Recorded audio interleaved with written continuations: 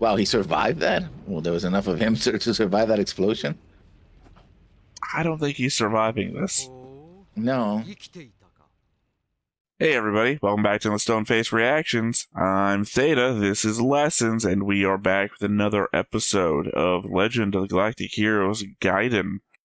I believe we're still in the Silver Valley portion, which we'll be finishing today and then starting the next thing. So, I guess for expectation's sake, if you're watching this in order, remember that we watched these in groupings. We will be finishing Silver Valley today, and know that this is the recording session where you'll probably also see The Mutineer, episode 1. So, but first off, we have 2 comments from Henry from the Patreon. First one from Silver Valley Chapter 1. Holy, Legend of the Galactic Heroes has pretty much never looked as good as it did in that red light scene. A rare treat indeed. I don't think there's any point in the series where you don't get the best experience without knowing German, but it can certainly make a few aspects more enjoyable. Stop me if you heard this already, but you know how every episode starts with the big text on the screen? That quite literally says, Hero Sagas from Cosmos Island, in a grammatically incorrect fashion. It would sound strange even without the error. And it's funny almost every time. Though to be fair, most instances of German are totally fine. It's just too bad that they got the one with such a prominent placement very wrong. Yet, in a way, it's actually more memorable like this. So I don't know. You can, of course, ask if you need something translated. Thank you, Henry. You might remember Henry is also our patron that sponsors Gosensu-sama, for example. But I don't know. When I do see the German on the screen, I do sometimes pause. Obviously not when we're reacting, when I'm doing my notes. Pause and Google it to see what it's saying. I can't remember the word. When they found that their tank was out of the hydrogen fuel, and it says something in German, and obviously the next word is like hydrogen tanka or something like that. And it's just obviously the word alert, but I just want to see what it said, just in case. No. Could be. Well, I can't remember. It is a word that has 2 different meanings, like most words, in fact. But, yeah. Anyway, that's why I'm never going to ask. I'm probably just going to Google between the recordings what the thing means. We're in the information age. Also, I took 2 years of high school German, which means that I can remember several basic words. Mein Fuß ist grün. In case I ever get gangrene of the foot, I am prepared. Very specific. Anyway, also from Silver Valley Chapter 2. Gotta say, this scenario with the tanks and the snowy planet is kinda cool. Very distinct from everything in the main series. Get it? Snowy planet, kinda cool. That is the appropriate amount of laughter that deserved. Yeah. Well, we no longer do recaps, so thoughts?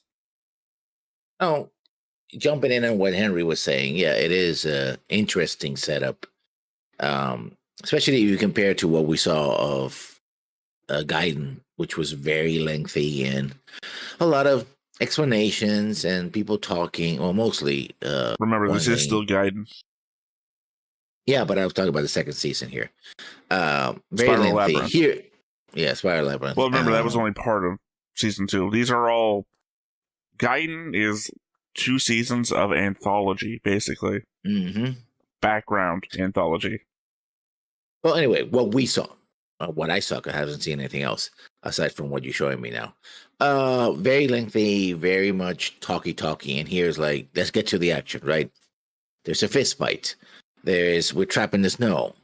We're gonna do an ambush, right? I just watched. It wasn't a fist fight. Yeah, there was a fist fight. The guys beat up the people who That was a assaulted that couple girl. episodes back. Last episode. No, That not was last episode. Last episode starts for, with them doing the checklist on the tank. yeah, And then they get the mission briefing from the captain. And then they go but out in the tank. I'm talking about general take on this, not just last episode. Oh, okay. That was in the first episode of this run. In fact, was it the first? Yes, because Has to be, because literally we're only on episode 3 right now. So yeah, but that's when what's his name is remembering, how they got there. He's like, and it's like, oh, I hear it screaming. Okay, let's go, right? And he intervenes, and then other people jump in.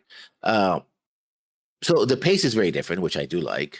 I mean, I didn't hate, like I said before, I didn't hate what came before. It's just I wish it would have been compressed a couple of it. They could have shaved like 2 or 3 episodes, so it was like it could have been better. I mean, I did. But it does sorry, I thought you were taking a breather, so I thought I could interject real quick. We did go over the fact that was the longest full run of any storyline apparently in Gaiden, and after this, it's all 4 to 3 episode bits. So yeah, it's the only one of those that you have to deal with, and we put it out like first. But it also reminds me, I just saw shout out to the BPL, the Black Pants Legion, their video on BattleTech Twycross, and it has this sort of same feel of desperation and danger that I think was missing when I saw it before. Right, the stakes here are much higher, although. Knowing what I know about Legends of Galactic Heroes, it's not that high, but still, it's interesting enough to like, oh, it's not what's going to happen to them. It's how do they get out of this one, right? Because there's both the military aspect of this, but also the political aspect as well. I like that, and well, there's a personal, political, and military aspect, right? The immediate danger because they're in the battlefield, the personal stakes between the two characters, and extended family and all that, and the political aspect of connection through family to the emperor himself. So all of that, I think, comes together in a way again we haven't seen before in the series. So this is pretty interesting to bundle all that up in very short amount of time. I mean, you say it's not that dangerous, but you don't remember that one engagement where an admiral died like every 4 seconds? Well, I say it's not that dangerous because I know a few things about Legends of Galactic Heroes, especially about these characters. So, well, I mean, that recontextualizes your entire everything you've ever said about, oh, that guy's gonna die. Yeah, you keep saying it over and over again. It's like, well, I guess if you know stuff, that reframes that whole thing. Yeah, but I don't, I don't know its specific storylines. I don't know even how the whole thing ends. I do because I've seen a lot of meme-worthy stuff, like maybe there's a lot of memes are with wenli, where he's like berating somebody or making I'm thinking strategically and explaining the reality of war. So there's memes like that, like he's just talking, right? But there's no context to it other than this guy is now in charge and saying stuff. Yeah, I don't know what spaces you hang out in that you're seeing Legends of the Galactic Heroes and memes. I know I certainly don't see Tumblr. any. A lot of them are in Tumblr.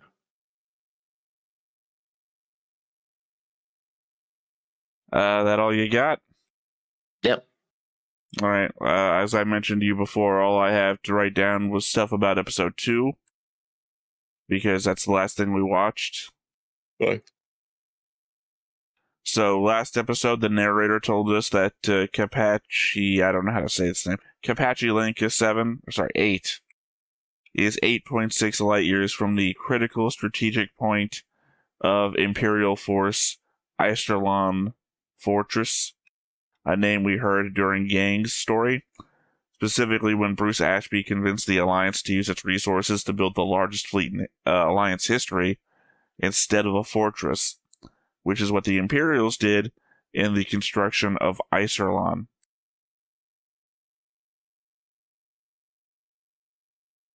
Yeah, go ahead. I have nothing to say about that. Yeah, you remember our whole previous conversation of at least give me something, like, okay, just give me Give me a verbal acknowledgement. I feel like most of the time in the editing, anytime there's a space between us saying something, it's you doing a head nod and then saying something like 5 seconds later. I appreciate that we got a shot of Reinhardt and Siegfried running down a checklist of the tank they are going to take out, and we didn't get a single anime typical moment where someone exasperates and says that they are bored and commences to slack off. They go down the checklist completely, and rightfully so, as their lives depend on the machine operating at 100%. And more so because they're going to go into a frozen planet that, the machine is basically their life support. If it fails, Natch, they're in big trouble. Yeah, and more so that they're taking it seriously, because the anime thing is obviously one character is about, and the other character takes things seriously. What is weird about that is that they should be maintainers for these machines, and we don't see any of them. We don't see mechanics. We don't see loaders. We don't see any of that. They're alone by themselves in the bay. I mean, that could be the case that there is, but these people don't trust them. Or, we already went down the whole this is the mirror universe route. In which case, keep your own shit maintained. Don't trust anyone else. There is a book series that I think I've talked to you guys about before. Oh, Troy Rising. Mm-hmm. You ever heard of that? Nope. Oh god, you've heard of Schlock Mercenary? Yes. Troy Rising is, I think it's supposed to be in the same universe as Schlock Mercenary, except it's hard military sci-fi and not joke sci-fi. Yeah.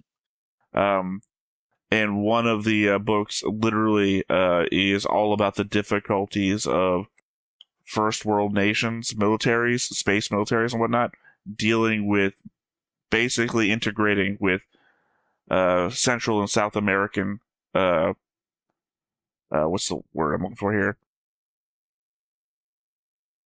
Armed forces. Now the word coming to my head is civilization. It's not the word I'm looking for here. Society, I guess. Well, because apparently it's different expectations. Like, they go into it more and it kind of almost reads as jingoistic, but not really. You have to read the book. I'd love for you to read the one I'm specifically thinking about, just to get your take on literally the whole idea of the different societies merging together and how they work together. Because obviously I'm obviously centered towards one place, but you kind of live closer to that area than I do, so you might actually have a take on it. But God, why did I start into this? Anyway, one of the major things in the book is actually maintenance of space vehicles, because they go heavy into the complete idea of one thing goes wrong and we're all fucking dead. There is literally no space between you and death in space. Yeah. So always be doing checks on everything, on your spacesuit, on the ship. Constantly make sure everything is at 100%. Though that's what kind of feels like here. You would do, like the characters in the book, you would do your checks on your stuff. You'd have a maintenance crew doing checks on stuff. And then before you go out, you do checks on stuff. You don't. Yeah. No risk. I mean, yeah, it's why pilots do checklists as well. But for example, if pilot does a checklist, they do the checklist, but they do it after a maintainer has also done his checklist. So it's a matter of integrating what they're doing and double checking what's come before, rather than they're the primary person does a checklist. And their checklist is more from an operator perspective rather than a mechanical perspective, right? They're like, oh, okay, so yeah, the ailerons work. The checklist for the maintainer might be on the actuators on the tail, on the machine, rather than the machine itself, right? The final functions. Like, the pilot doesn't care if whatever drives that doesn't work, because they don't deal with that. They'll deal with it works or not, right? So even when everybody has checklists on checklists, which is what you do, there's different aspects of this. So the first thing I would have expected in this scene is they walking to the tank and some sergeant or something or the equivalent here would like, sir, sign here, right? And they sign as they're being handed over To be the fair, that could vehicle. have happened off screen because we did see It could have Reinhardt happened. holding a literal checklist in his hand Yeah. going down it. But then And also then the they would do their implication own was that checklist. Reinhardt himself had gone down the checklist and then was Yeah. having Siegfried, as he read it out loud, go down the checklist. Because when something Yeah. fails, he literally says, I checked that. And then Siegfried says, yes, and I checked it too. Mhm. As they're, they've already gone down the whole thing. So it implies that they've done multiple checks on this. Because I think we can assume that there was some crew in the hangar before they got there. Mhm. It's just, again, we're in the fucking mirror universe. You're going to make sure that everything is right. And then when you walk away for a second, the second in command of the whole base comes in and, fucks you. We had asked what noctovision was, with the guess that it was night vision. Noct does mean night or darkness, so technically it is night vision. But the definition is a television in which the use of infrared rays makes it possible to transmit the image of a subject not visible to the eye. That's in night vision, basically. Technically, I Yeah. guess there could be a different It's low definition light. for night Well, vision, but noctovision there's actually has its own definition entry separate from night vision.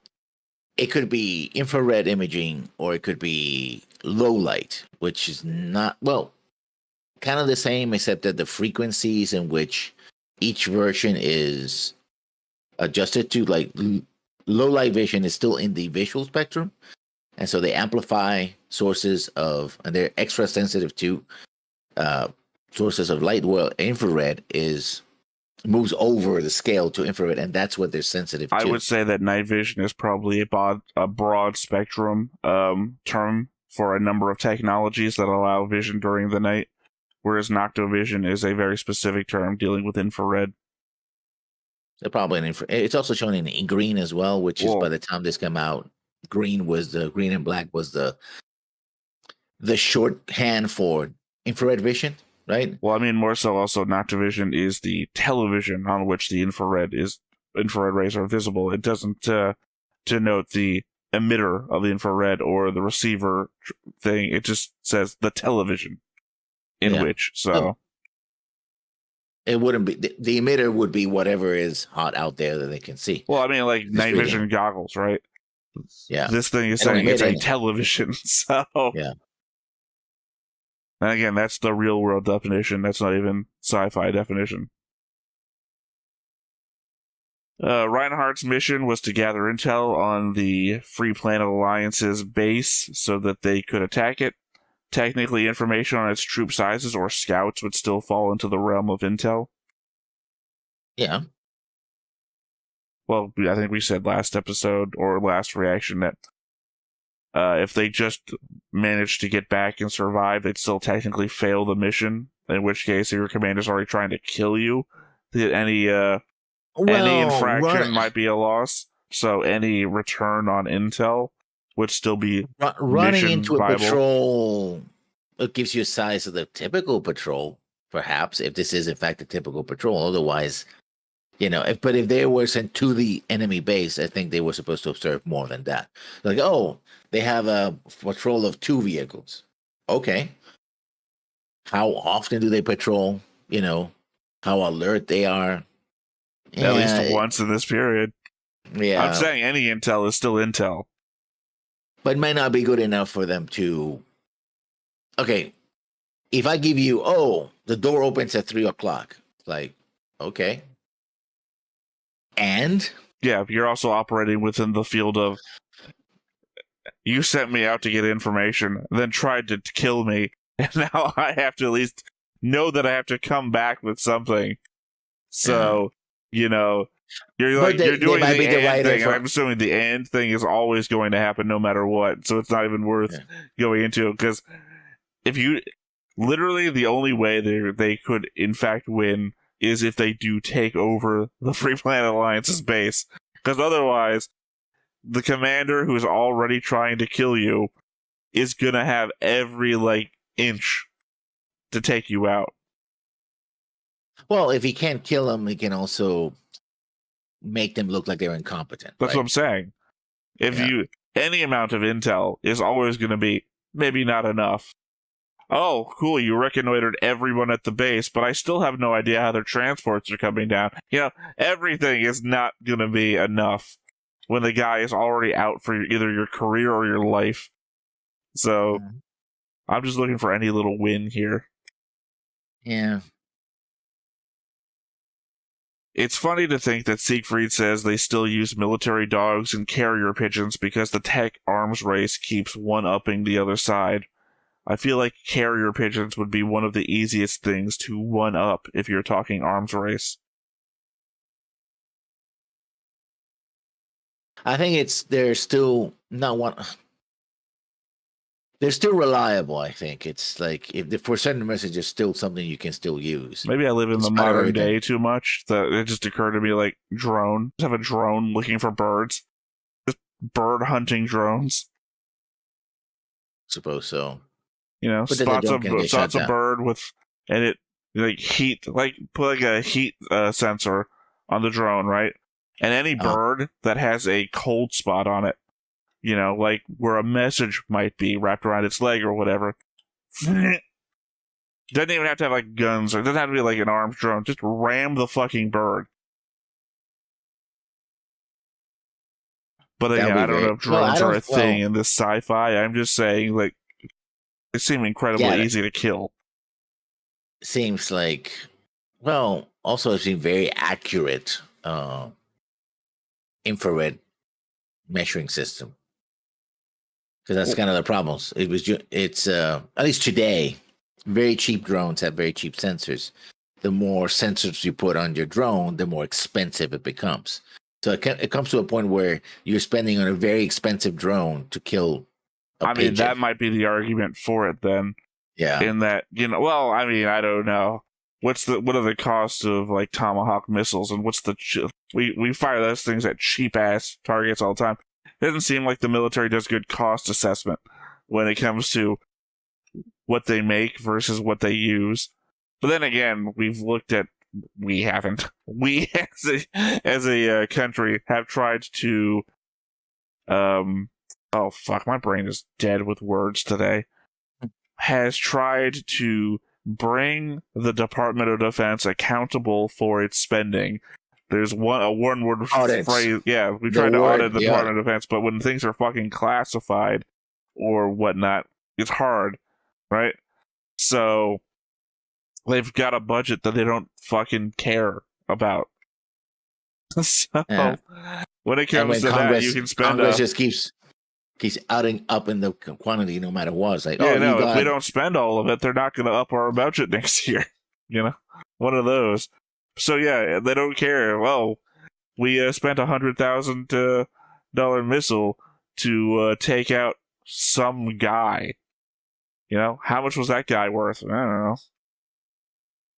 On the black market? Cardboard box or something. Yeah, that cardboard box is dead. If you really want to know into this, I'm sure you might not be Theta, but the viewers might be. Some viewer. Check out Perun's videos on.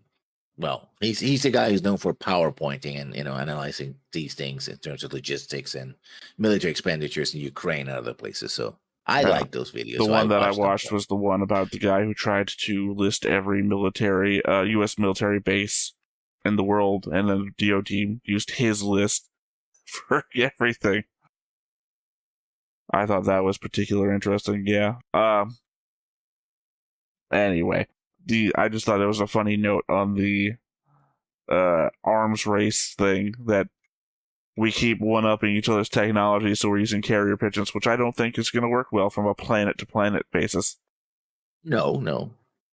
Also, hard to say that your tech race is going pretty well when we watch that one guy in Bruce Ashby's background thing fly his ship into another ship that was very clearly right in front of him. That is Macross 7 level piloting. Yeah. Alright. The Galactic Empire was formed in Imperial Year 0, but in Space Year 309. The previous era was referred to as the Galactic Federation era. So conceivably, Space Year Zero could have been the formation of the Galactic Federation. It seems to be that way, which means that's the calendar the Federation, the Alliance is keeping is based on that Federation. So they're uninterrupted, while the Empire has basically said, "Oh, you know, real history starts with the Empire," right? Which kind of gives you an idea of the Imperial mentality, right? Anything that was before the Empire doesn't matter. We are the end of history kind of thinking, right? Well, you mean the start of history? No, no. It's not the start of history. It's called the end of history because essentially the idea is that this particular government is the perfected form of government, and therefore there's nothing better that will come along and substitute it. It's point of view then, I guess, because I'm saying the start of history in the same way that you use the words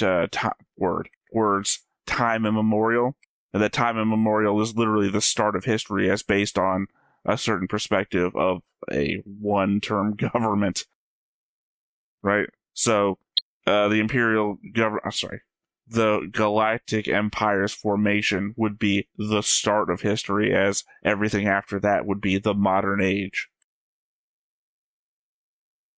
Anyway, I've obviously included it in my chronology. Sorry, I don't know what to use the word for. Timeline? Space Year 309, Imperial Year 0, Foundation of Galactic Empire by Rudolf von Goldenbaum's usurpation after the Galactic Federation era. I guess I'll also include this. Space Year 641, Imperial Year 332. Narrator suggests that 150 years before 792 that the war had begun, which stands opposed to my Space Year 659, Imperial Year 350, when Yang Wenli suggests in UC 789 that the war has been going for over 130 years. So, just differing opinions. And he's a historian. Well, trained as one anyway. Well, yeah, but he got on a free budget, so. Alright, I got that map there that I posted to you. Mm-hmm.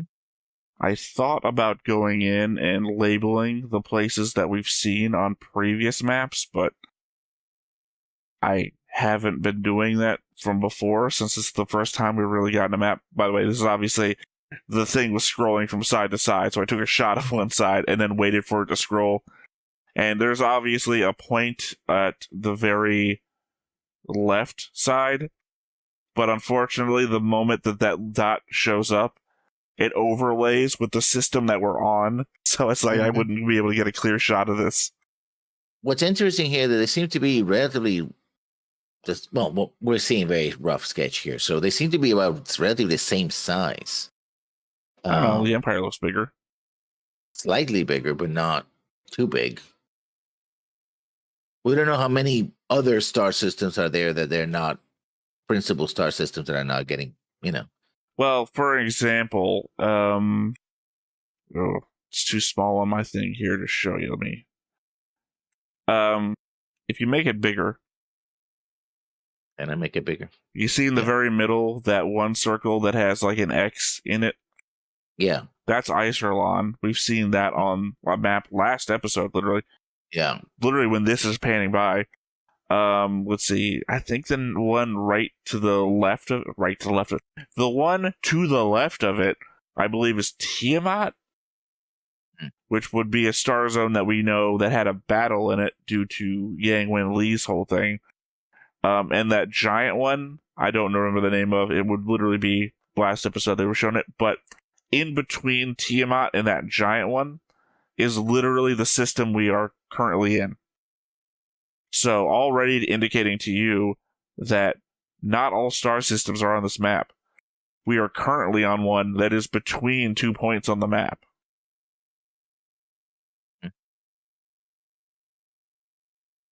Okay. Well, no, you were literally just saying we don't know how many things are not shown. I'm indicating to you the system we are currently in is not shown on the map. Yeah, well. So but I expected the Empire visually to look much larger than the Alliance. and it's at least on first glance is not that much bigger. Well, But I again, mean, like I said, there are probably a lot of star systems that are not being shown. So there's could also well the be element that. that there's only two paths between the Empire and the Alliance. One of them has Isolon Fortress. The other one has the negative side of a battery. Whatever that is. Yeah. I mean, if you were thinking like this was a strategy game, you'd think, oh, that must be the Alliance Fortress. But Maybe. why would you make that a negative symbol? I don't know. Also, I mean, why is it that these are the only two lines of connection? I guess the way space travel works, you have to go from star system to star system. You can, the we haven't. There hasn't been an explanation of how the FTL works. But sometimes they have to make stops in other planets. But I mean, my immediate sometimes they thought is don't. the beta version of Stellaris, when you had different versions of space travel, and one of them was literally space lane to space lane only. Yeah, Which I this guess is is what I actually guess. technically how Stellaris works now. I forgot that that's the base method of travel in Stellaris now. Not well. The only other thing that occurs to me is I don't know if the background is prescient to the image. I don't think so because there was implied that the Federation is outside of the galaxy. Yeah, I guess that's a. I don't know. That's just the fact that you have blue space, and in the middle is just this dark space thing. Although,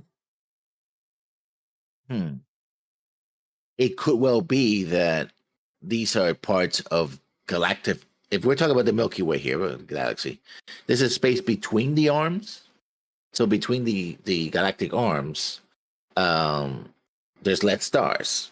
And if you need to jump from one star to the other, to get to place, right? You can only travel so far. Like I say in Traveler, where you have to, you got parsecs, and if you don't, and you can jump to empty space, but there's a good chance you get lost. Then the low density of stars might lead to these travel routes being like that. So basically, you jumping the gap between one arm of the galaxy and another could be. Like I said, I got no clue other than the fact that that's where they've done it here on the image. I mean, that is how Stellaris does it too.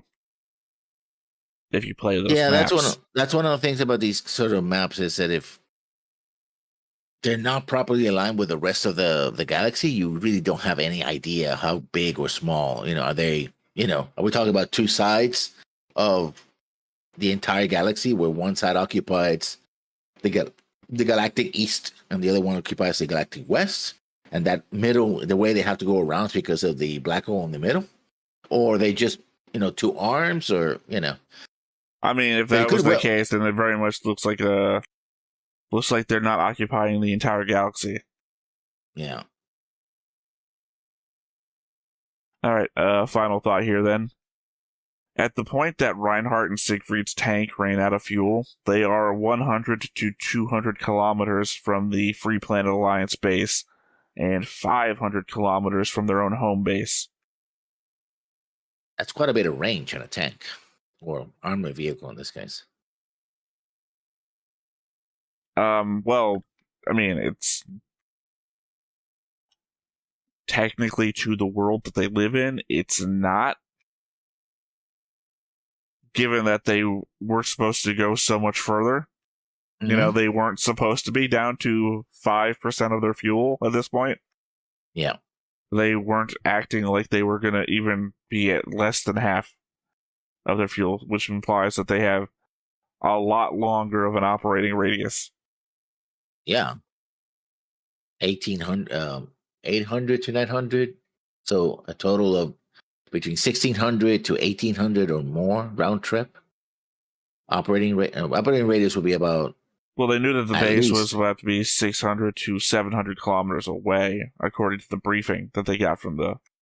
So minimum would be 700 kilometer minimum would be radius. 1400, I assume. No, because our radius is not the same thing as round trip. Radius I don't know why you're bringing up radius. Because that's how it's done. Operational radius is how it's done. Because the idea is, like you mentioned before, it's you do operation radius because that's the maximum you can go in before you are either at half or at point where you have to return with enough fuel to return. So usually it's half. So the total diameter, operational diameter, will be about 1,400 kilometers because you have to go and go back. But you almost always in military forms, you just simply calculate the radius. Like if you talk about, again, a fighter pilot or a tank, you don't tell, oh, what's the diameter, operational diameter? Go like, what? No, we do operating radius because Well, I the mean, idea I'm just is saying the terms you're using, I understand, but I don't know why you're applying them here because I wouldn't use an operational diameter because that implies that you could also go 700 kilometers in the opposite direction. Why would you do that? Well, okay. Operation radius minimum 700 kilometers before they have to go back. But they have enough fuel to go back.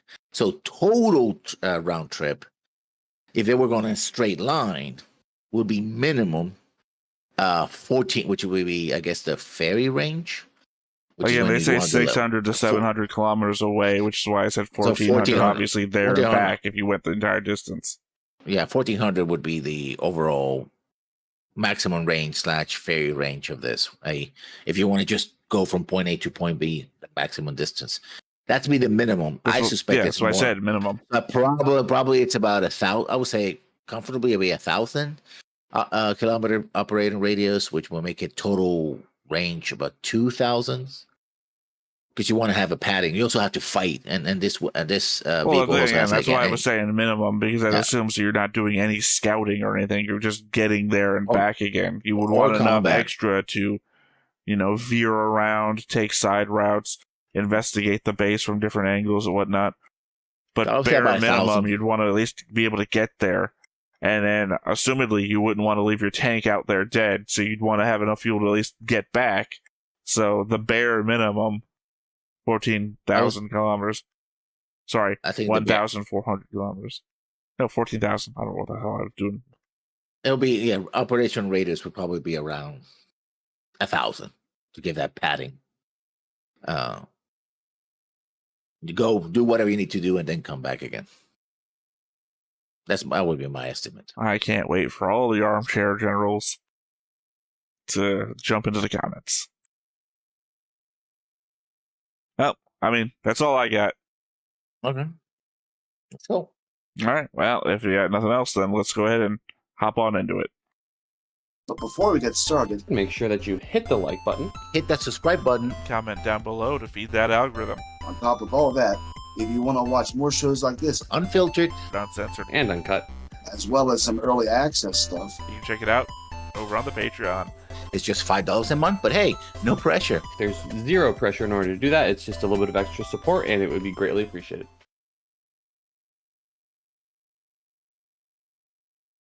We have 3 shows that start the same way. I said 3, and then realized you didn't watch Crest of the Stars or Banner of the Stars, so that didn't mean anything to you. We have 2 shows of the lessons that start with a pan of the galaxy before we start doing anything.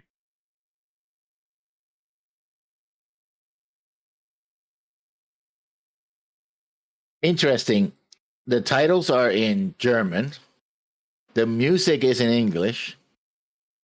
And of course, the anime is in Japanese. That's certainly a statement of the events taking place in front of us. And they may have had an American singer, perhaps? Probably. I think there's been a comment before about, maybe not specifically for this show, but certain shows that we've watched before where they'll have... No, I think that was actually from a movie that me and Raph watched. Mm-hmm. How there'll be like somebody from Ohio that they'll bring in that, lives in Japan now or something. Yeah, that's true. There's quite a bit of people who do from that. Ohio. Well, I saw something about the dubbing of the 1990s, and the dubbing was being done in South Carolina. So they had very specific accents to that. Hey, and I also know... I can only imagine it was full of hicks and rednecks. It was, I don't remember which, stop. Or stop, my mom will shoot. No, no. It's stop you under arrest. What's the specific anime? 年帝国歴482年7月銀河帝国と自由惑星同盟の無限に続くかと思われる戦いの歴史にささやかな1ページを加える戦闘がこの辺境の惑星カプチェランカの一遇において繰り広げられていた。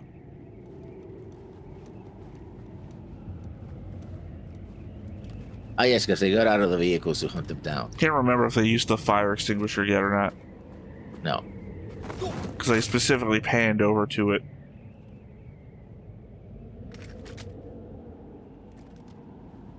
Nice space suits, I guess. Winter gear. They have full space suits, but these guys don't.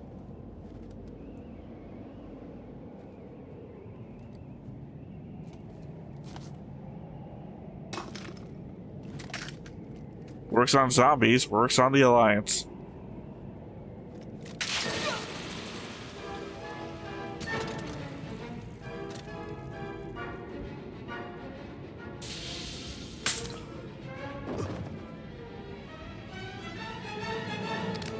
That was a dumb move. Legit, I would have held the body in front of me. Shield, at least.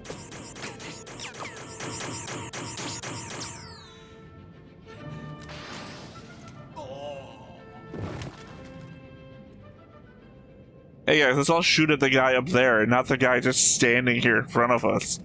Well, the guy is shooting at you, so he's the one killing your guys right now. Well, this guy also had a gun sitting at his feet. He was an imminent threat.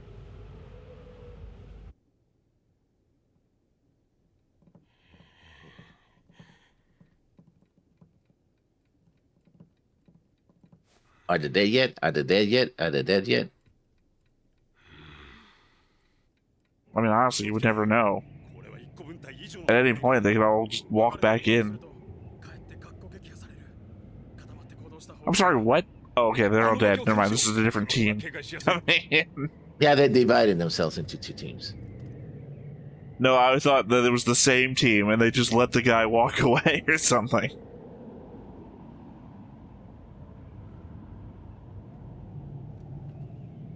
I'm gonna guess he's gonna throw it at them and then shoot it and it's gonna explode into like a smoke screen.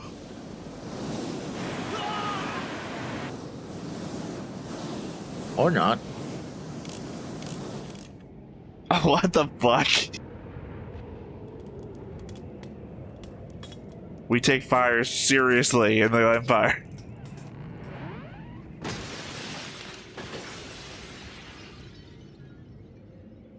I mean, they could use it as a weapon in the tank. You know, they just add these guns to as an anti-personnel weapon if they're so When you cold, said right? or not, I thought we were both thinking, oh, they just did an avalanche on them. I didn't think all of that fucking came from the fire extinguisher. 匂いも肉の温かみもなく、それだけに殺戮の生臭さもなかった。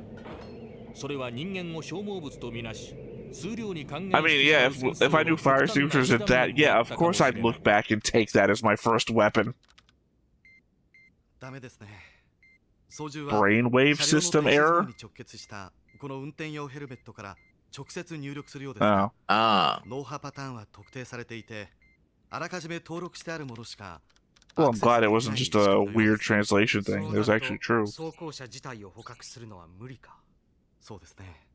帝国のものと違ってマニュアルでは操縦できないようですから。ならばエネルギーとデータだけでも手に入れよう。水素電池は互換性があるかな。ええ。ラインを直結すればおそらく。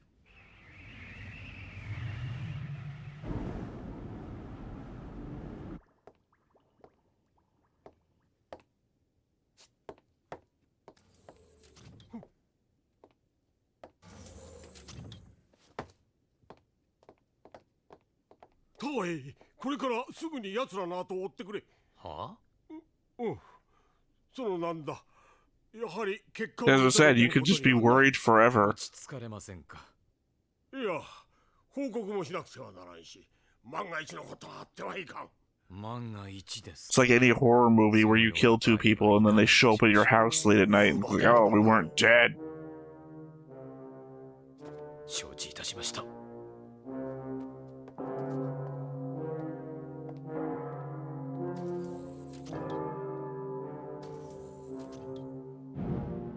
if this was a more intricate show or more focused on this storyline, you could see like a courtroom scenario, like how did you know to send somebody to looking for them so soon? That his concern is the thing that overrode everything.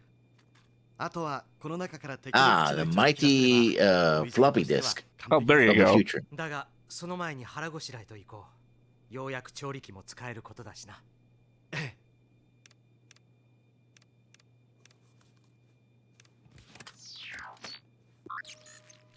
果たしてこのまま済むかなとおっしゃいますと、犯罪者は必ず現場の確認をする。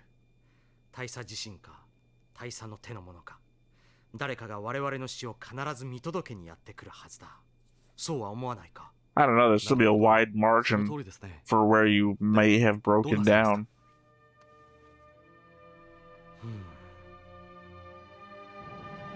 Because they'd also have to anticipate at what point you would realize you were running out of fuel. Or if you never realized, they would think that you were 5% further on than you were. Yeah, it's a big search radius.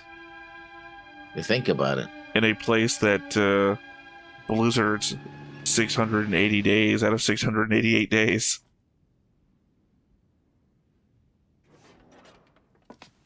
おやおや、生きていたのか。運のいいことだ。大尉、救援に来てくれたのか。少尉、K の部下はどうした？赤毛 I の ate 姿 him. が見えぬようだが。それが動力が切れて車も動かず武器も使えなくなったので、助けを求めに外へ出て谷底に転落した。助けられなかった。おお、気の毒にな。彼の遺体を探したい。手伝ってくれ。その後そちらの装甲車に乗せてもらって基地に帰りたい。せっかくだが断る。ケイラの救出に来たわけではないのでな。何？では何をしにここまでやってきたのだ？隠しても仕方がない。少尉を永遠に基地に返さないためにやってきたのだよ。電波発信機の。What do you think? Is this a ploy to kill him or to blackmail him? Either way, I think it's more to kill him. Well, I mean, I don't know why you would do the song and dance. Get him overconfidence. I mean, get him to admit something and then... Because he doesn't know who's working for the captain, right? This guy could actually be here to help him, right? No, I don't think so after the whole criminal returns to the scene of the crime discussion. そのヘルダー大佐のご命令なのだよ。Kを殺せというのはな。なんだって？なぜだ？ He also could be recording it with the tank sensors as well. I would, you know, that's what I'm saying, blackmail. I'd agree with you on the whole just confirming shit thing, but this is like everything that we feel like he already knows. こんなことをして無事に済むと思っているのか？姉の意向を借りての増長か。だが気の毒に。Oh, that's insulting because we know he's trying to separate himself from that. Yeah, but I think he's putting an act. After all, we know he's not. His friend is not dead. Well, yeah, I know, but I just mean to use that a guy. I guess that's a point for he's gonna kill him because you wouldn't want this guy, even if you were blackmailing him, to get that out there that you're leaning on your sister's power. 成り上がりの貧乏貴族での小娘などに宮廷を牛耳らせるのは耐えられぬと仰せだ。で、物の順序としてまず弟から消してしまうようにとな。誰だその貴婦人と。どうせ誰に告げ口もできんのだから教えてやろう。その方の名はな、ベーネミュンデ公爵夫人とおっしゃるのだ。聞いたことがある。姉上の前に皇帝の寵を受けた女性だな。そうだ、生まれながらの貴婦人だ。貴様の姉のようなバイタとは身分が違う。Sorry, the zoom in on his face almost had like a klaxon noise going on. Yeah. Like the camera itself was screaming alert. わかった。貴様にはもう用はない。キルヒアイス、やれ。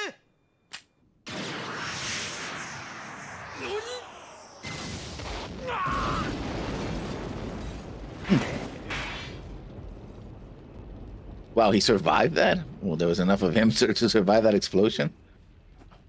I don't think he's surviving this. ほう No. 生きていたか。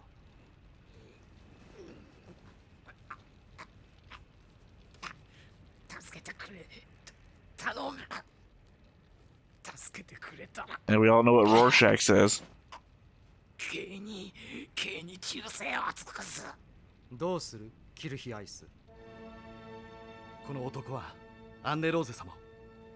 アンネローゼ様の名誉を汚しました。聞いたか隊員。私も彼と同意見だ。私たちを殺そうとしたことはまだいい。立場もあ I る。 can't forgive. だが、 You try to kill us, 言っ but てはならぬことを well, 言った my, so then with my sister, you're going too far. 罪のあがないようがないが。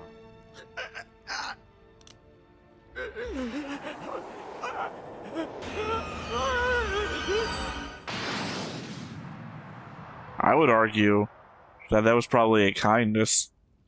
こんな Yeah. 奴らを相手に So I was actually angry.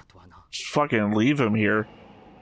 Maybe, put 2 bullets in his legs just to make sure he doesn't crawl away and does die out here. はい、ラインハルト様。 Bullets. そう。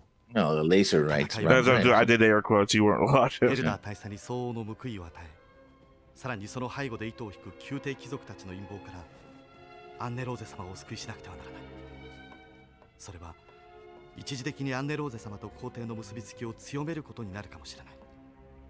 だが互いに生きていれば、互いに生きてさえいれば、いつか必ずあの笑顔を。 And he can't admit that he sent the lieutenant to check because, I mean, you can. and they say, oh, well, the enemy got him, so, oops. Yeah. That's the game. Yeah. As I said, if this was more involved into this particular story, there could be a whole investigation of why did you send him out there so quickly, as though you knew something would be wrong. Yeah. But we literally only have 1 episode after this one of this part of the story, so we know it's not going to be like a gang investigation thing going on. Yeah.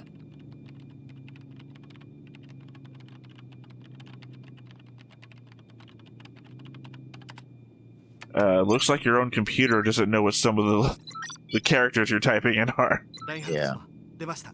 敵の基地のデータです。よし。 Oh, they are going to do the thing I said. それと敵の作戦プランです。どうやら敵は現在我々の基地に向けて進行中のようです。 Oh, never mind, they're not. 何？このままでは奇襲を受けるでしょう。我々が遭遇したのは単なるパトロールではなく、敵の進行部隊の一部だったようです。 Now that is useful ラインハル information. ト様、この状況を利用できないものかな。 This could go one of 2 ways. Either they save their base, or, knowing the majority of the enemy forces are out to attack their base, they siege the enemy's base. Yeah, but no, you want to save your own base because, first of all, it gets you a better sense of what you're doing. And second, it's a place where you keep all your stuff and your food and supplies, right? You're assuming you have any real allegiance to that base when you know that the commanding officer of it's trying to kill you. Perhaps. But what do you do with the other base? Just take all those prisoners and then what? There is it's not unknown to history that a small amount of people take a large number of military hostages. Yeah, but somebody has to come for you, right? Oh, what the heck? Weird shields technology. Yeah, but I guess they only have them on planetary bases and not on ships. No, we saw ships having some kind of shield. No, we've seen them take 1 hit from a laser and poof. The thing you didn't like. いいかん、これは陽動だ。何？これをご覧ください。敵の本体は背後からサイクスプラントの方に迫っています。Yeah, they're not that stupid.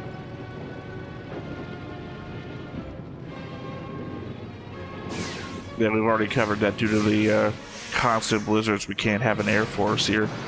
Yeah.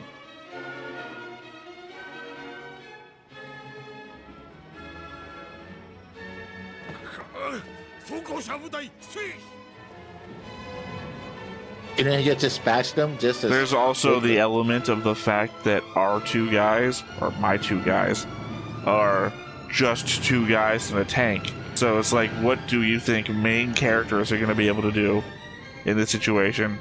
Is it more viable for two main characters to take on an attacking force, or do nothing, I guess? Like, they did head back to the base, though, to your point.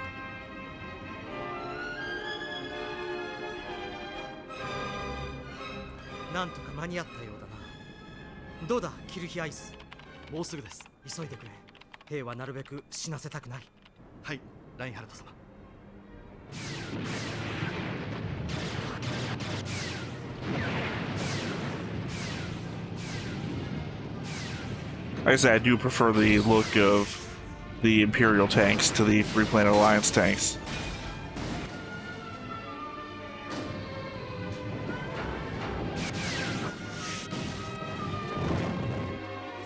Well, those things fucking sucked. Fuck your turrets. Well, they didn't even fire. They just popped up and boop. They should have already popped up. We were ready to fire. You know, not wait to the last moment. I don't know, maybe the tanks have a longer range than the turrets do. Yeah. Oh, hey, the assault, sexual assault guy. Got run over by a tank, just as he deserved. Yeah.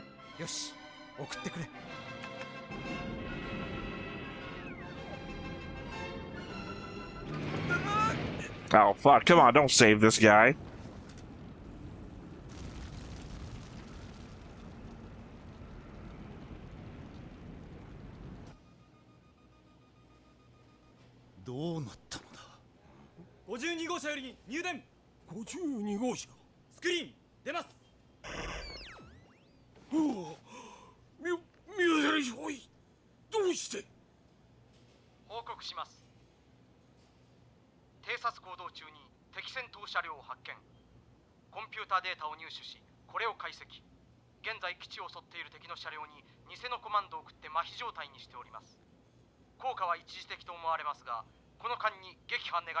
Yeah, makes sense.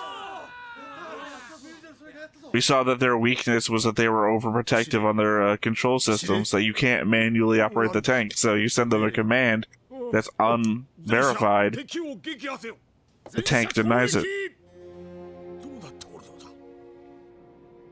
I was literally thinking that was the weakness of the Alliance tanks when they were trying to operate it.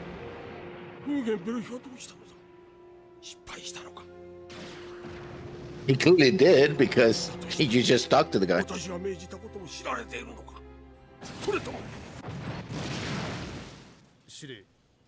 Well, no, I mean, if they're alive, then obviously he might not be.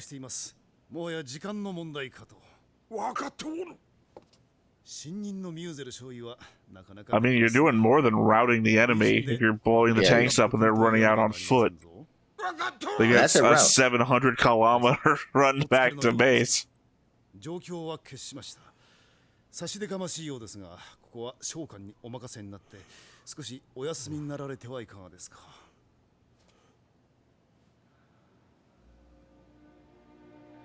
そうだな。そうさせてもらおう。And he embarrassed him in front of everybody in the command center. Like, everybody knows what they did. ミューゼル将尉が祈祷したら、私の部屋まで来させるように。Well, there's also the element of they've kind of won this scenario, and he's like obviously looking distressed at the victory.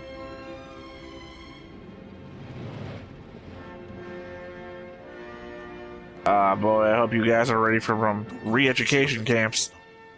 Oh, sorry, that's an Alliance thing. We don't know what the... No, it's the other way around. Is it? These Yeah, are the I can't ones. remember. Yeah, these are the doing re-education.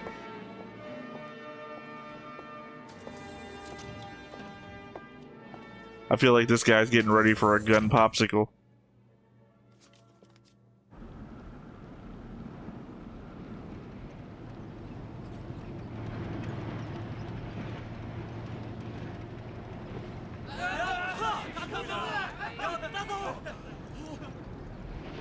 Ice cold, man. He just wrote in like, yeah, I'm the boss. 待っていろヘルダー。そしてその後ろにいる奴ら。Well, you know who's behind him.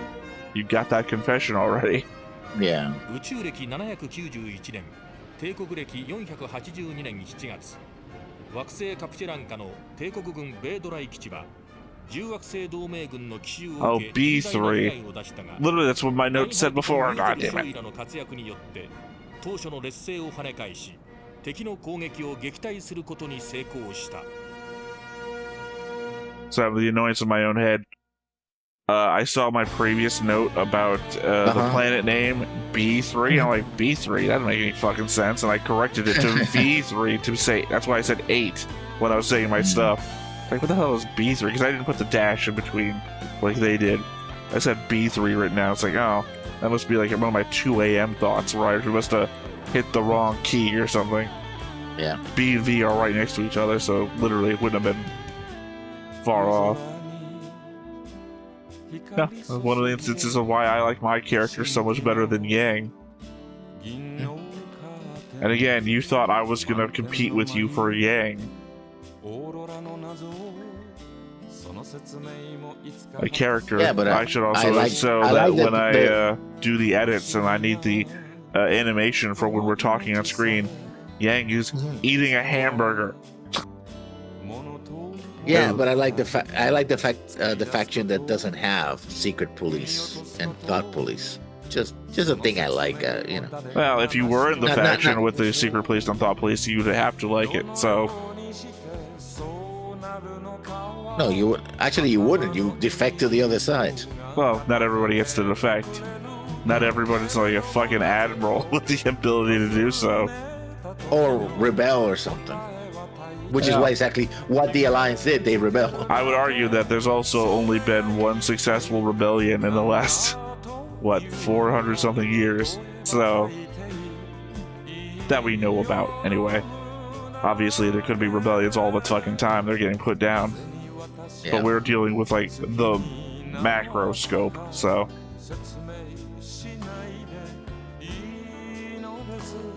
Look, when it comes to like Star Trek RPGs and things like that in the past, always mirror universe.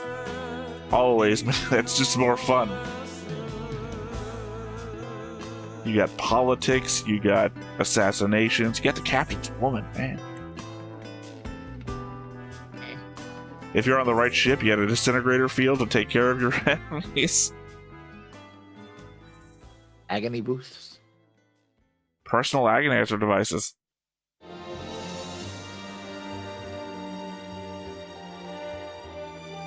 ラインハルトの提案で同盟軍基地への総攻撃を決めたヘルダーは、その作戦の中でラインハルトの抹殺を企んでいた。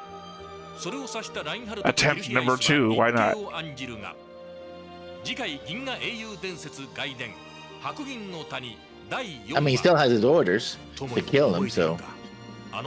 And now it's just like, hey, we're gonna take on the other base now. Here's my plan for it, and you're like, okay, I can try and kill you again. It's just like, no concept that maybe my other guy sold me out, or you know what's happening here. I don't know. I guess one other note is agonizer booths are TOS era. Post that, you have personal agonizing devices. Actually, technically, you have both in TOS era. Yes, you do. Because if you remember, Spock actually says agonizer, please. Mm-hmm. But after that, there's no agonizer boots anymore. You don't need them. Yeah.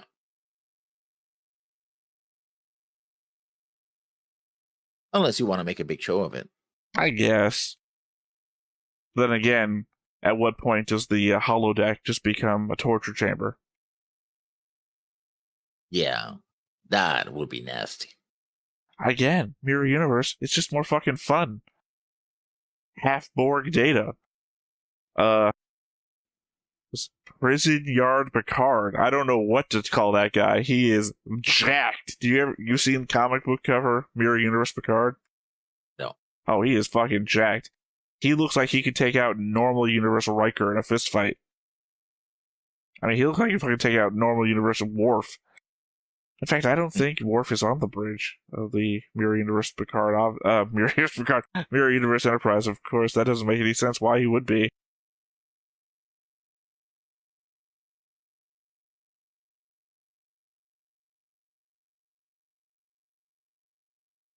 I mean, thoughts? I like the action. I like the turnaround. They had to speak. They forced the guy to speak his diet plan because, I'm just gonna pretend you tell me everything you know. So like, just going like, oh, boom, shot him. Hey, Captain, I did my job. Bye. Right. Yeah, I mean, I guess he's just trying to figure out what information he knows first.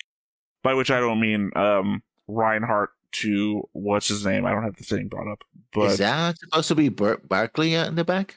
Yeah, Barkley is on. He is a member of the Mirror Universe crew. Because I think he is specifically trying to kill everybody. And Diana, of course, got even. Well, I suppose it's better dressed than what she had before.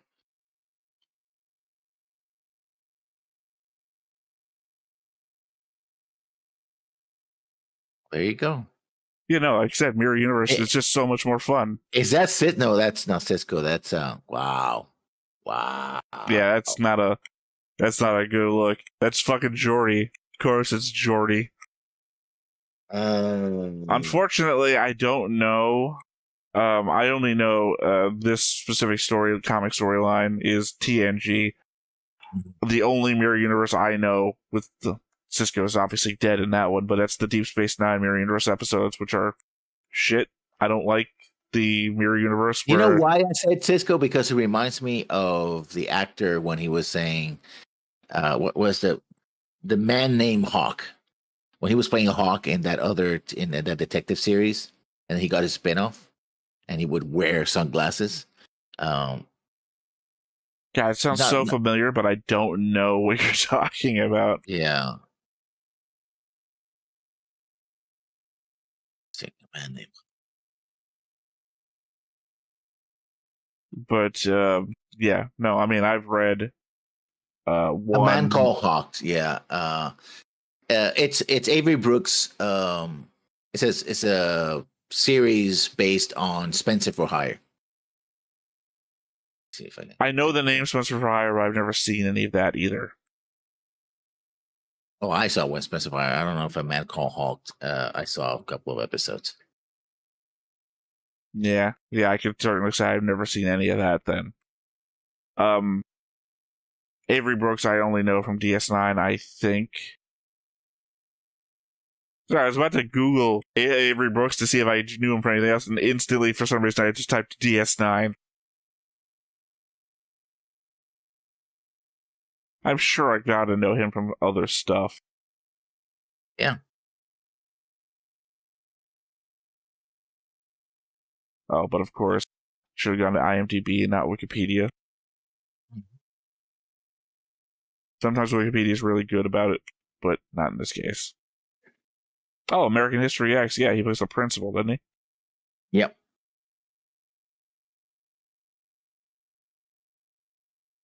Let's see. Oh, he's in Gargoyles. A lot of people from Star Trek wearing gargoyles.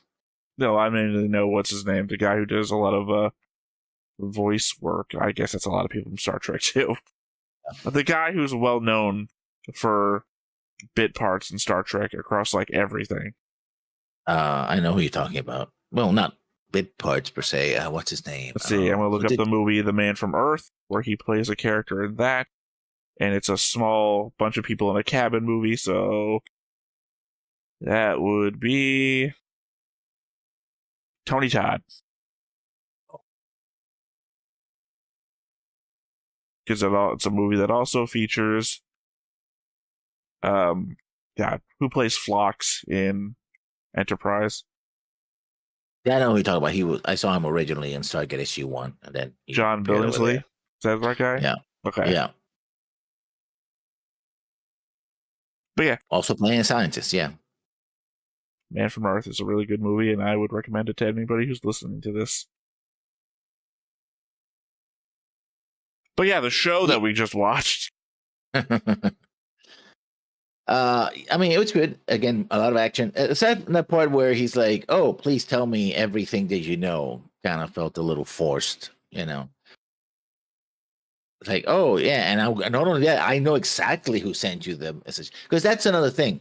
Well, it wasn't he was saying, "Tell me everything you know." The other guy was fucking gloating. Yeah, it it's was one like, of those. Oh, you got me monologuing again. Yeah. And he also knew who sent the note. Like, oh, this woman is so arrogant or stupid. Well, he read the note, remember? Yeah, no, but this woman is so arrogant and or stupid that she signed the note with her name, right? She is arrogant, stupid. We've seen her. Yeah. So it's like, wow. We not no only wonder saw her, but the guy that she was like talking down to in the scene that we saw her in, then has a conversation about the shit position that she's in on a carriage ride before we even go to Reinhardt. So we know exactly what kind of person she is. Yeah, but he's telling that to this other woman who's arranging the whole thing apparently, because she's searching some database, and it's like, the one thing you don't do in a conspiracy, it's sign your name. Like, oh yeah, by the way, this comes from this person. Well, I doubt it was actually a signed note. It's probably a printout or something. Because as you said, well, I don't know if the woman was actually arranging it, but the entire logistics of getting a message from the capital to this outpost that's literally on the other side of the fortress and inside of Alliance territory, you're probably sending who's it willing to do this, by the way. Yeah, you're probably sending it digitally, but trying to cover your tracks on it. Not sending like a guy out with a piece of paper. By the way, the girl in desk C sends you. Like what? So yeah, no, I mean it has to be some sort of layers deeper than that. But you'd also have to know who's offering, because you wouldn't just like, oh yeah, I'll kill that guy that the Emperor's the Emperor's sister's brother, based on hearsay of a possible promotion or whatever. Yeah. I mean, you can have someone else be an intermediary. It's like, oh, Colonel so and so or Captain so and so or Admiral so and so is ordering me to do this. Like, oh shit, right? Well, you would always need assurances. Is the point that you need the assurance that if you do this, this isn't just somebody with a revenge kink that needs a fall guy. You don't want to ever be the fall guy. Yeah. So even if it's not like a signed note, you're still thinking that she's the one doing it. So when you're interrogated or you're bolstering because I'm about to kill somebody important and I'm that kind of dude, you're going to say, oh, it was her. She's the one that told us to kill you. And this is why. Because, salt in the wound. We all know you care about your sister. Let me tell you how much of a slut your sister is. And victim blaming. Because these people are so very nice. Victim blaming. Who's the victim? She's a victim. She is. She got sold to the Emperor. Here's the thing is that your perspective is so rounded that when you said victim blaming, it's like she's not in the picture for me in the conversation, other than the target of that guy's words to hurt Reinhardt. So you say victim blaming, I'm thinking, the lieutenant? Reinhardt? Who's the victim? What are you talking about? Yeah, but calling her a slut is like, oh, like she wanted to be involved in this when she clearly wasn't. Well, you got to imagine this is court politics, right? That one woman has had, what was it, one failed kid, and then the problem here I'm having is that they list them differently. That one kid died, but then the other ones were stillborn or something like that. And her implication is that Anna Rose is a slut because she's seducing the Emperor, whereas the Emperor favored her first. So the only reason why the Emperor would look her way instead of still be with her is obviously she's being seduced. That's the slut thing coming into play. That's how we play it in court politics, apparently. So not for nothing, it doesn't come from nowhere. Yeah, but we know. Well, we don't know, actually. We've only seen Siegfried's imagination on the issue. No, but also no, because remember, there's imagination and there's his memories. Remember, he overheard Reinhard yelling to his father that you sold our sister, my sister. Yeah, but technically we don't know the entire situation of what her life is like now. We've seen her when they were in military uniforms, implying that we've seen her post-selling, where she seems to be living an all-right life. Like, obviously, we don't know what goes on behind closed doors. She could be hiding any emotional scarring or whatnot, or everything could just be fucking fine. Like, literally, Siegfried's imagination could be worse than reality. Siegfried obviously loves her. That's been made perfectly clear. So, any situation, he could be, not jilted lover, but he could be like, worst case scenario guy. She could be actually happy, and he's like, oh, the fucking things that guy's doing to her, I'll fucking kill him. Just jealous beyond belief. Obviously, I don't think it's either of them. I don't know why I said obviously. I don't think it's either of those things. It's probably somewhere in the middle. It's probably closer to the truth.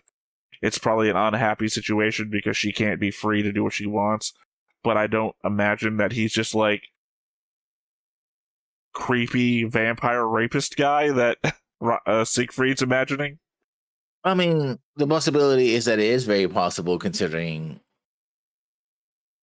this is an empire that has thought police and is perfectly willing to torture and kill people. And I imagine that camps. the thought police are more directed towards like average dirty people, peasants. But also, it seems the nobilities also could be involved. Maybe lesser nobility. I don't know. We're talking high court here. Like literally the people surrounding the emperor, which I can imagine were already vetted by the secret police to even get anywhere near the guy. Suppose so. Like, I'd imagine that these are, oh god, the word's not coming to me. I guess zealots is the closest thing. It's not what I was going for, but these are the people who are more concerned about killing each other to get his favor than killing him. Yeah. I don't know. Obviously, you're just not down for the Empire. No. Obviously, I would rather be in the Empire trying to fight and claw my way up to the top. Obviously, I would have been killed early on, but that's where I would have rather have started. Nothing that showed me of the Empire is like, oh, I certainly don't want to be part of this, right? I guess the phrase that comes to my mind is to better serve in hell. I mean, right, better rule in hell than serve in heaven. It's not for everybody. I'd rather be in charge than to be told what to do. Unless you're the emperor, you're still being told what to do. As I said, claw my way to the top. That's why I chose Reinhard, not Yang, who'd rather stand in a corner and do nothing. You can't argue that. That's literally how he got his first assignment. Give me the man who's not doing anything right now. Yeah, prove competent nonetheless. I mean, I think obviously this Legend of the Galactic Heroes, they're all going to be competent at the end of the day. That is the lowest bar I think we can measure them by.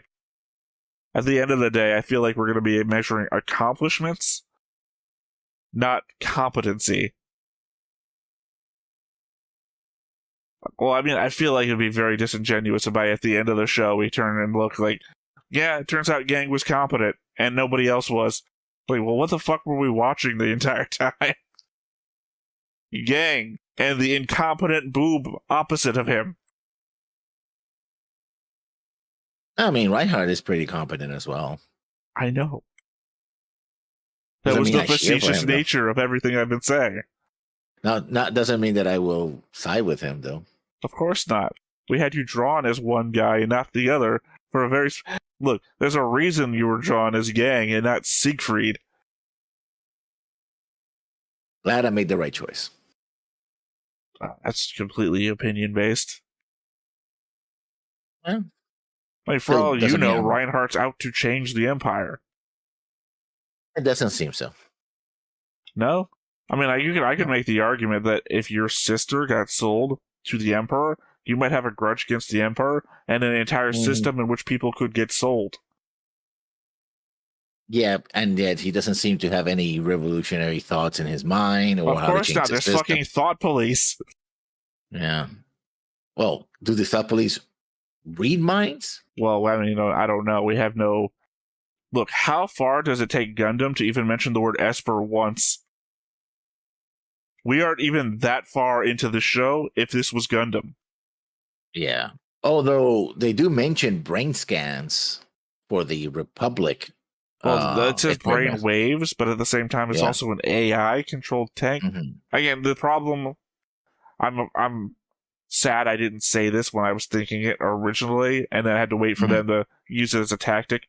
My thought was that the Alliance tanks are over-engineered, and that was actually their downfall, and that they are over-engineered. They send them a command not backed up by anything, so the tank did the same thing it did when they crawled into one of them directly, and it just shut down. And as they already said, they're not able to be manually controlled to ensure that they don't get commandeered, which is great if you're trying to steal a tank, but in the middle of a combat scenario, I guess maybe being able to receive outside orders that can't be confirmed is a major backdoor flaw that bit them right in the ass. So the I floppy guess disk of doom. Yeah. Well, it goes back to reconfirming something we were talking about in the opening notes, which is the whole we still use carrier pigeons and military dogs sort of thing. Is that our tech equals theirs, but is retro enough that we can still manually control shit and everything like that. We're not like AI droning shit, because apparently we still have the technology to hack your shit. You can't hack a carrier pigeon unless you mean physically.